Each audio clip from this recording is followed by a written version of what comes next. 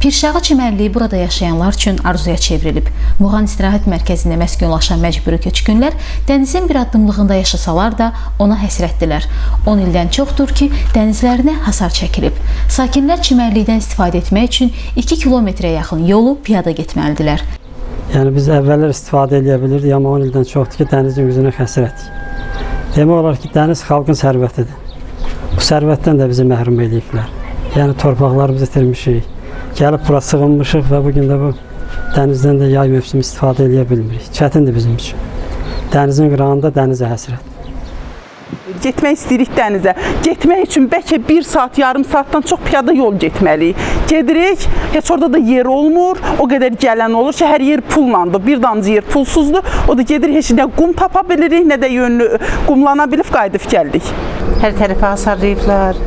Uşaq böyük hamımız gedirdik, indi gedib bilmirik, qalmışaq bax belə. İndi getmirəm, bax qılçalarım qışda tutulur, qallam belə. Məcburi köçkünlər dənizin hasarlanmasına etiraz edəndə qarşılarında hüquq mühafizə orqanlarını görüblər.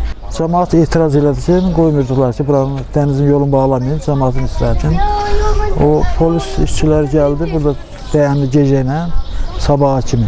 Ki, kim əlini daşa vursa, bir şey söksə, aparıb salacaq içəri. Daxili İşlər Nazirinə xəbər verildi. Daxili İşlər Naziri polis əməkdaşlarına göndərildi. Burada texnika göndərilib, söküldü. Təzədən aradan bir gün keçməmiş, necə komanda verildisə, Daxili İşlər Nazirliyinin işçiləri təzədən bizə qarşı oldu. Ki, kim toxunsa aparacaq içəri, bizdən inciməyin. Elə bir əmri verilib ki, burada heç bir cürə burada fəhliyə, ustaya toxunmaq olmaz. Qarşısını kəsmək olmaz. Hasarlanmalıdır. Da biz də dövlətlə durub nə edə bilərik? Elə belə adamlar deyil. Yəni dövlət qulluqçuları bizim qarşımızı kəsdi. Sakinlər deyir ki, sahil hasarlansa da illərdir heç bir tikinti aparılmır. Onlar bu ərazilərin kimə məxsus olduğunu bilməsələr də buraya Fövqəladə Hallar Nazirliyinin maşınlarının tikinti materialı daşıdığını vurğulayırlar. Bura bilmirik kiminlə, amma Fövqəladə Hallar Nazirliyinin maşınları gəlirdi bura. Daşı da bu gətirirdi. Amma kimin olduğunu bilmirik. Pirşağı qəsəbəsinin balaca sakinləri isə sərhəd tanımır.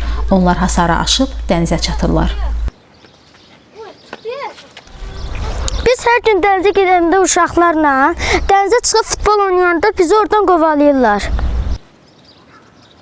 Yəni heç olmasa bir qapını açalar, bir yol verələr. Cəmaət yayda bu 2 ay dənizdən istirahət eləmək bacara bilsin də bunu istəyirik. Bir qapı zad açarlar və cəmaət gedib gəlir bizim dənizə.